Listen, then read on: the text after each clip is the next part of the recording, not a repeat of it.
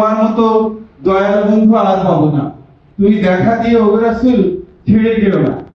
আমার একটাই করজোড়ে মিনতি আপনাদের কাছে, এটি থেমে যাওয়ার পথ নয়, এটা মুক্তির পথ। যেহেতু এটি মুক্তির পথ, যার ফলে এখানে হারাবার কিছু নেই। আপনারা সব হারিয়ে জিন্দা দেহেই এই মুর্দার বসন আপনি করেছেন। যতদিন এই পথিক থাকবে ততদিন এই পথ থাকবে। আমরা আসলে কেউ নয়, আমরা লালনীয় পথের কেবল একজন পথিক মাত্র। আমরা সেই আলোক বার্তা বা আলোক বর্তিকাল আলো তার পথ ধরে আমরা হাঁটছি। আজকের দিনে গভীর শ্রদ্ধার সাথে আমরা তাকে স্মরণ করতে চাই। আমাদের জীবনে, আমাদের কর্মে, আমাদের ভাবনায় আমরা লালনকে গভীরভাবে ধারণ করতে চাই। আমরা কিসের জন্য ছুটছি? এই অন্বেষণের মূল তত্ত্ব দর্শন আছে লালনের মধ্যে। যুগে যুগে বহু চিন্তক, দার্শনিক, নবী, রাসূল, পীর, পয়গম্বর, উলিয়া, আউলিয়া, গাউস, কুতুব বহুজন এই কথা বলেছেন। হয়তো বলার ধরনটি, বলার তত্ত্ব দর্শনটি একটু আলাদা আলাদা, সর্বমানবিক মূল্যবোধের মধ্য দিয়ে। এই ধারাবাহিকতায় একটি চমৎকার সমন্বয় শেষ দিকে এসে আমরা লালনের মধ্যে দেখি। লালন সঙ্গীত ছবি আমার সামনে উপবিষ্ট আছেন যে সকল সাধু সজ্জন, গুরুজন, সকলের সাধুগুরুর চরণে আমি আমার মস্তক নত করছি। আজকের এই অনুষ্ঠানে আমাদের মাঝে ইতিমধ্যেই আসলে উপবিষ্ট হয়েছেন প্রধান অতিথি হিসেবে আমাদের সকলের নয়নের যিনি লালন ঘরানার উত্তর সাধক, কবি, চিন্তক, দার্শনিক, তাত্ত্বিক, বহুমুখী প্রতিভার অধিকারী আমাদের প্রিয়জন, যারা আমাদের অত্যন্ত প্রিয়জন, যাকে আমরা ফরহাদ মজাদার নামে চিনি, আমাদের মাঝে উপস্থিত হয়েছেন শেউরিয়ার এই লালন একাডেমির সভাপতি এবং মাগুবার জেলা প্রশাসক, আমাদের প্রিয় ভাজন যারা মোহাম্মদ ইকবাল হোসেন, যিনি ইতিমধ্যেই কুষ্টিয়ার জনমানুষের একজন হয়ে উঠতে পেরেছেন। আমাদের মাঝে বিশেষ অতিথি হিসেবে উপস্থিত আছেন জনাব মোহাম্মদ জসিমউদ্দিন, পিপিএম বা মাননীয় police super Kushtia, print electronics media এবং বিশেষ করে জেলা প্রশাসনের সাথে যুক্ত বিভিন্ন কর্তা ব্যক্তিগণ। উপস্থিত আছেন ইসলামী বিশ্ববিদ্যালয়ের বাংলা বিভাগের সুযোগ্য অধ্যাপক ডক্টর তিয়াসের চাকমা সহ যারা শুনছেন সকলকে আরেকবার আমার শ্রদ্ধা, সালাম এবং আন্তরিক ভালোবাসা জ্ঞাপন করছি।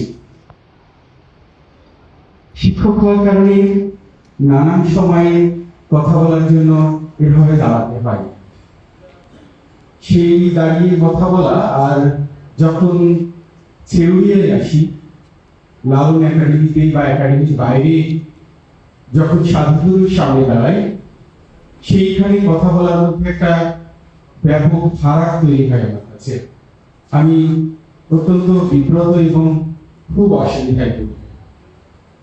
তার একটি বড় কারণ হচ্ছে যে আশৈশব এই ঘরানার একজন, বলা যেতে পারে যে আমি নিজেকে দাবি করতে পারিনি যে আমি শিষ্য হতে পেরেছি, তবে এই ঘরানার একজন ভালোবাসার মানুষ হয়ে ওঠার জন্য আমার দাদা এই ঘরানার মানুষ ছিলেন, বাসি ফকির, এবং আমার বাবা এই ঘরানার মানুষ, তারা ভিখারি, খেলাপথধারী ছিলেন এবং তার উত্তরসূরি রেখে গেছেন।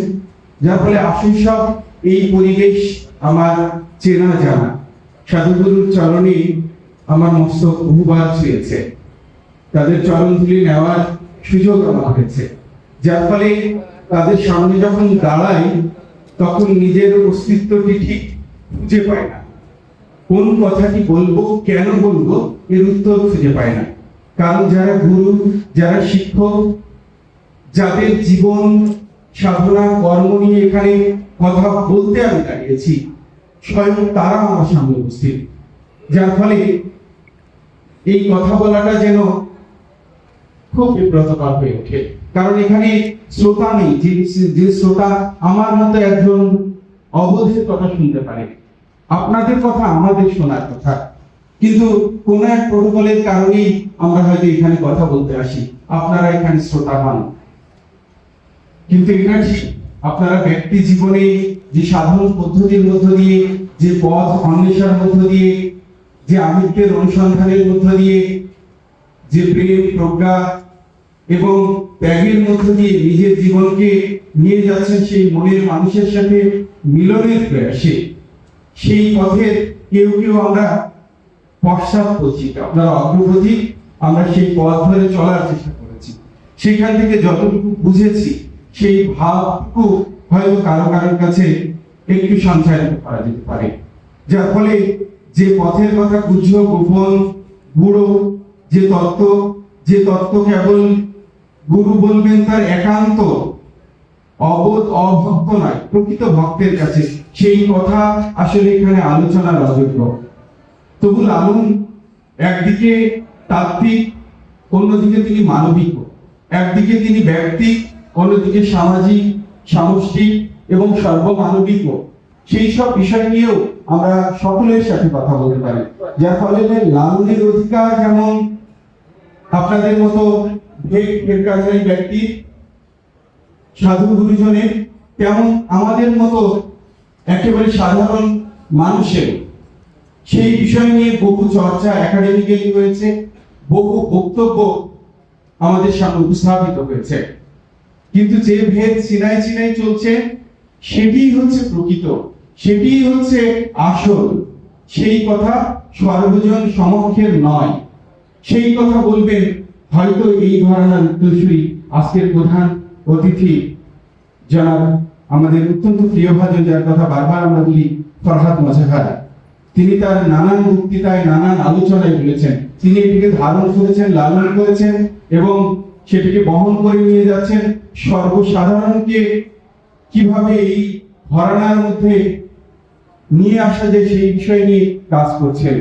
আপনার যেমন মুখোমুখি হন গুরু শিষ্যের, ছাত্র শিক্ষকের মতো, একান্তে আপনার ঘরের কোণে সাধন পাঠে বসে, অন্যদিকে তিনি সেই কাজটি ব্যক্তি জীবনে যেমন গুরু শিষ্যের পরম্পরায় করছেন, তেমন ভাবে সকলের মধ্যেও তিনি ছড়িয়ে দিচ্ছেন, যার ফলে এই সকল কথাই তার কাছে আমরা শুনতে চাই। আমার কথা কেবল খুব সাধারণ, খুব সহজ, তা হচ্ছে আমি এখানে দাঁড়িয়েছি একজন সাধারণ মানুষ হিসেবে, কিন্তু আমার জীবনের কোথাও একটা লক্ষ্য এখানে নিবিষ্ট হয়েছে। তা হচ্ছে এই যে প্রায় 50-এর কাছাকাছি যে বয়স, তা 50 বছর আগে ছিল না, হয়তো আর 5 বছর পরে, 2 বছর পরে, 2 দিন পরে তা থাকবে না। এই যে আসা যাওয়া, তার মাঝে যে একটি সময়কাল, এই কালের কি মর্মার্থ, কি প্রয়োজন, এই সময়ে করণীয়ই বাকি, আমরা কিসের জন্য ছুটছি, এই অন্বেষণের মূল তত্ত্ব দর্শন আছে লালনের মধ্যে। লালন সাহেব শুধু একাই কি বলেছেন তা নয়, এই বিশ্ব ব্রহ্মাণ্ড যখন থেকে সৃষ্টি হয়েছে, যুগে যুগে বহু চিন্তক, দার্শনিক, নবী, রাসূল, পীর, পয়গম্বর, উলিয়া, আউলিয়া, গাউস, কুতুব, বহুজন এই কথা বলেছেন।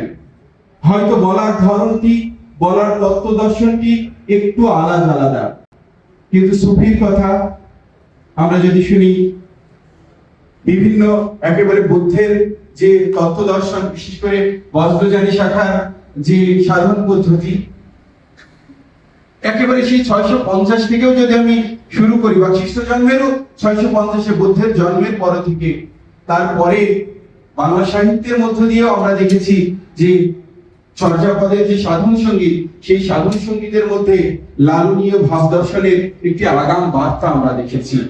তৎপরবর্তীকালে শাক্তদের মধ্যে আমরা দেখেছি, বিশেষ করে আগম নিগমের যে সংবাদের খবর, সেইগুলো আমরা শিবের যে শিবায়ন রয়েছে, তাছাড়া শাক্তের যে বিভিন্ন পদাবলী রয়েছে, তার মধ্যে আমরা লক্ষ্য করেছি। আমরা এই ভারতীয় উপমহাদেশে উপাসক সম্প্রদায়ের মধ্যে প্রায় 250 থেকে 300 উপাসক সম্প্রদায় রয়েছেন, যারা কিনা কায়া সাধনার সাথেই যুক্ত থেকেছেন। এবং তৎপরবর্তীকালে চৈতন্য মহাপ্রভুর মধ্য দিয়ে এবং এই ধারাবাহিকতার মধ্য দিয়ে যে নদিয়ার ভাব দর্শন, সেটি কিভাবে আমাদের মধ্যে প্রভাবিত করেছিল, ছড়িয়ে পড়েছিল, তার উত্তর সাধক হিসেবে আমরা লালন শাহ, পাঞ্জু শাহ বা তৎপরবর্তী সাধকদের আপনাদের মধ্যে আমরা দেখতে পেয়েছি। যার ফলে যে তত্ত্ব দর্শন জীবনবোধ আপনারা লালন করছেন তার ইতিহাস সুদীর্ঘকালে, জরাথুস্ট থেকে শুরু করে যেখানে ভালো এবং মন্দ, ওহুর মাজদার কথা যেখানে জরাথুস্ট তিনি বলেছেন, অথবা ব্রহ্মবাদ বা উপনিষদ বা বেদের যে দর্শন, সবকিছু মিলে যেন একটি সাগর সঙ্গমে উপস্থিত হতে পেরেছিলেন লালন।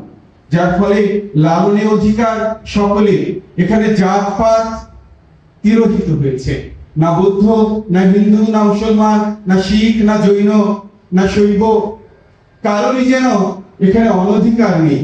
সবাই যেন এখানে এই সমুদ্রে অবগাহনের সুযোগ পেয়ে তারা পবিত্র হতে পারে, স্নাত হতে পারে, তাদের জ্ঞান রাজ্যের যে চাহিদা তা তারা এখানে এসে পূরণ করতে পারে। যার ফলে লালনের পূর্বে এইভাবে একটি সার্বজনীন হয়ে ওঠা ব্যাপারটি এই ভারতীয় উপমহাদেশে খুব কম দেখা যায়। আপনারা জানেন যে সুফি তত্ত্বের মধ্য দিয়ে ইসলামের কাছাকাছি থেকেও প্রেম ধর্মের যে বিকাশ তা এখানে সাধিত হয়েছিল। তার সাথে সুফিদের সাথে এই ভারতীয় বৈষ্ণবীয় প্রেম ভাব রাধা তত্ত্বের, কৃষ্ণ তত্ত্বের মিলনের মধ্য দিয়ে এক ধরনের ফিউশন হয়েছিল, যার মধ্য দিয়ে আমরা লালনের এসে দেখি যখন লালন বলছেন যে তোমার মতো দয়াল বন্ধু আর পাবো না, তুমি দেখা দিয়ে ও রাসূল ছেড়ে দিও না, তুমি হও খোদারি দোস্ত, অপারের কান্দারি সত্য, তোমার বিনে পারের লক্ষ্য আর তো দেখি না। তখন এই সুফি তত্ত্বের কাছাকাছি আমরা পৌঁছে যাই।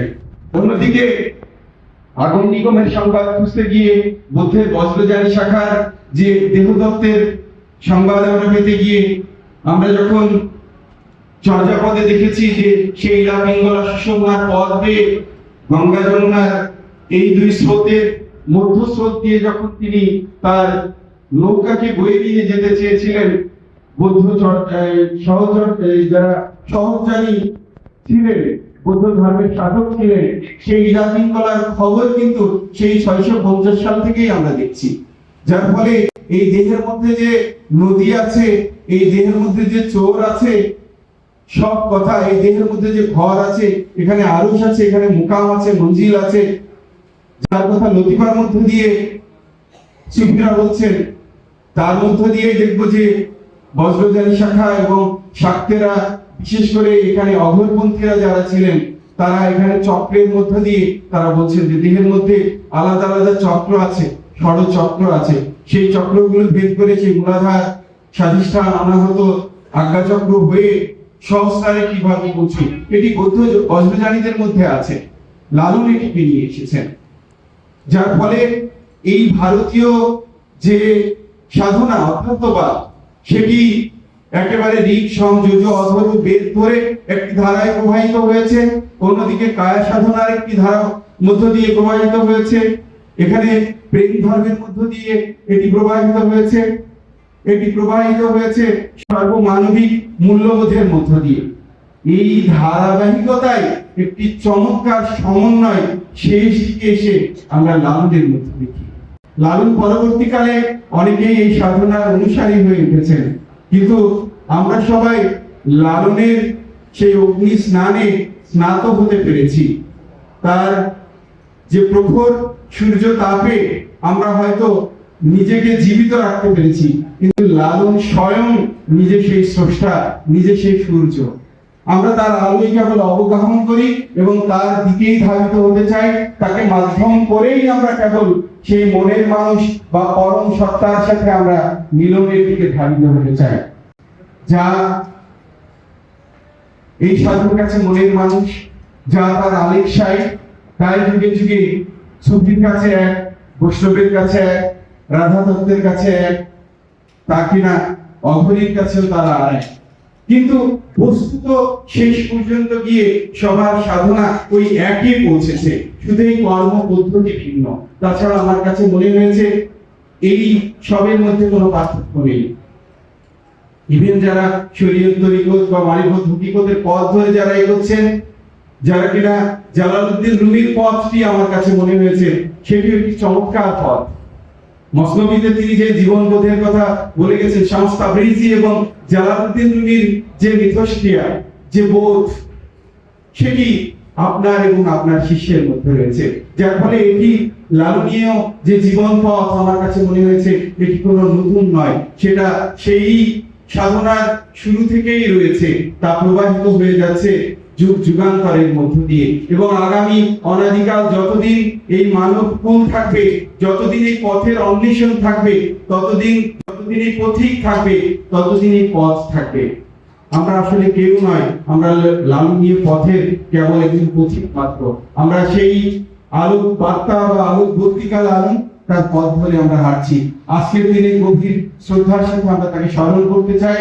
আমাদের জীবনে, আমাদের কর্মে, আমাদের ভাবনায় আমরা লালনকে গভীরভাবে ধারণ করতে চাই।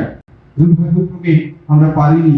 আমাদের এই ঘরানাটা এই ছোট্ট চার দেওয়ালের মধ্যে আবদ্ধ নয়, তারপরেও নানানভাবে এর সংকোচনের প্রয়াস আমরা সমাজে লক্ষ্য করি। আমার একটাই করজোড়ে মিনতি আপনাদের কাছে, এটি থেমে যাওয়ার পথ নয়, এটা মুক্তির পথ। যেহেতু এটি মুক্তির পথ, যার ফলে এখানে হারাবার কিছু নেই।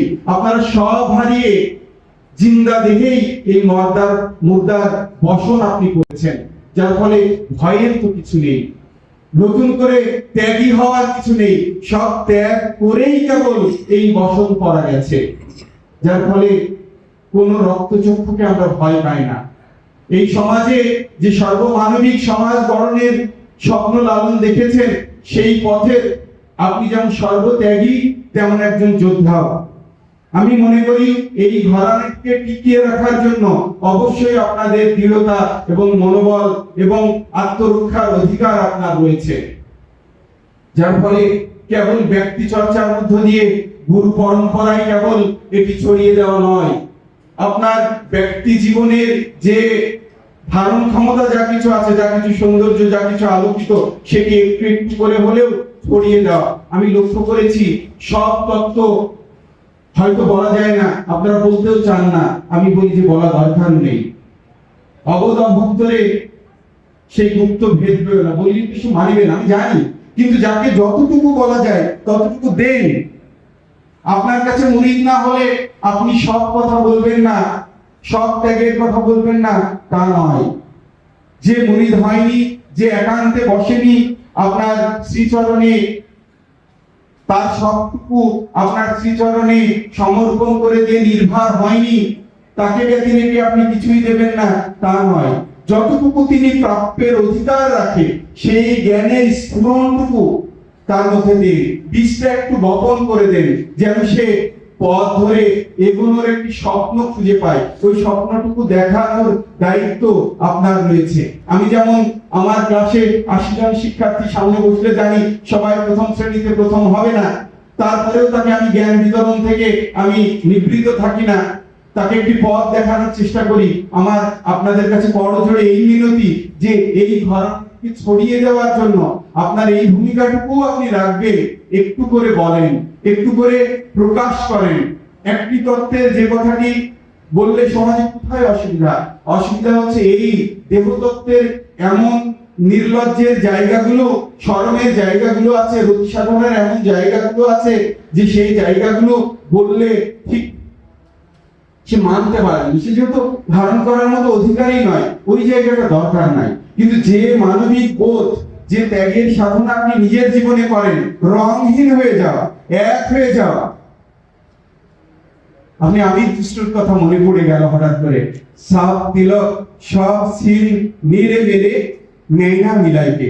আমির কৃষ্ণ তার নিজামুদ্দিন আউলিয়ার দিকে তাকিয়ে বলছেন যে আমার সাপ তিলক, মানে আমার বাহ্যিকভাবে যা কিছু গড়ন, আমাকে যা দেখে চেনা যায়, যা দেখে আমাকে আলাদা আলাদা রূপে দেখা যায়, সেই সব কিছু তুমি ছিনিয়ে নিয়েছো। একবার তোমার নয়নের দিকে তাকিয়েই আমি সব কিছু বিসর্জন দিয়ে ফেলেছি। তাহলে আমির কৃষ্ণ যে ভাব তিনি ধারণ করতে পেরেছিলেন, গুরুর চরণে সবকিছু সমর্পণ করে দিয়ে নির্ভর হতে পেরেছিলেন, সেই বীজটুকু একটু রোপণ করে দেন এই সমাজের মধ্যে। এই যে কোনো রং নেই, সব রং মিলে গেছে এক জায়গায়, আমার লাল, কারোর সাদা, কারোর হলুদ, এই সব রঙের ঊর্ধ্বে উঠতে পেরেছেন আপনি, কারণ ওই যে মৃতের বসন তা করে নিয়েছেন। আপনি জীবিত থেকেও যে কদিন আছেন আনন্দময় পুরুষ হয়ে বেঁচে আছেন। আপনার দ্বারা সকাম কর্ম নয়, বরং নিষ্কাম কর্মের মধ্য দিয়ে আপনি জীবন অতিবাহিত করছেন। তাহলে এই ত্যাগের ভাবটুকু যদি সমাজের মধ্যে আমি দিতে পারি, রাষ্ট্রের মধ্যে দিতে পারি, তাহলে সে হয়তো বসন আপনার মতো করবে না, কিন্তু একটি আমার চারপাশটায় হয়তো বেশ নেমে আসবে না, কিন্তু চারপাশটাকে আমি স্বর্গ বানিয়ে তুলতে পারবো। এই চেষ্টাটুকু আপনারা করেন। আপনারাই তো এই পথের প্রকৃত অধিকারী, কারণ আপনি ত্যাগী, আপনি তো ভোগী না আমাদের মতো। সমাজে যারা আমরা ছুটফট করে অনেক কিছু নিজের জীবনকে নিয়ে নকশা আমরা দাবিদারি করছি, আমরা এই সমাজ বদলের অধিকারী নই, কারণ আপনি তো ত্যাগ করতে পেরেছেন। তাহলে আপনি এই ভূমিকা কেন নেন না? এই আফসোসটুকু আমি দেখেছি। আমার দাদাকে সকালে গিয়ে বাইরে এলো দেখতে, কোন মোল্লা মৌলবী এলো কোন সময় এসে বাইরে এসে অসুবিধা তৈরি করে, গোপন কথা বলতে গেলে শিষ্যের সাথে আমার সাথে সে আগে বলতো বাইরেটা একটু দেখে আয়। এই যে ভয়, এই ভয় কিন্তু ছিল সব সময়, কিন্তু এই ভয় থেকে ক্রমান্বয়ে আমাদের বেরিয়ে আসতে হবে। কারণ আমাদের উপরে নির্যাতন নিপীড়ন নানান ধরনের শুরু হয়েছে, রাষ্ট্রিক পর্যায়ে, নানান গোত্রের পর্যায়ে, সাম্প্রদায়িক ভাবে। একে মোকাবেলা করতে হলে অবশ্যই আমার মধ্যে এই দৃঢ়তা থাকতেই হবে যে আমি আমার মত পথকে আমি ইনটেক রাখতে চাই, আমি সেটাকে প্রবাহিত করতে চাই। কেবল সবকিছু ছেড়েছি বলেই আমি আমার মূল সত্তাটুকু যা আমি ধারণ করে সেই মূলাধার থেকে সহস্রারে পৌঁছাতে চাই, সেইটুকু যদি তুমি কেড়ে নাও, তাহলে আমি তো আর থাকি না। আমার আমিত্বকে বিসর্জন দিয়েছি ওই সহস্রারে পৌঁছাবার জন্য।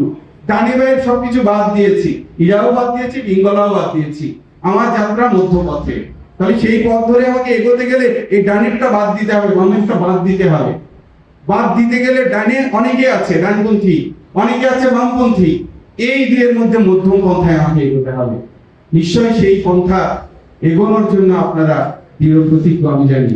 কারণ এই পথ যেমন সহজ হয়ে যাওয়ার জন্য তেমন দৃঢ় অত্যন্ত কঠিন।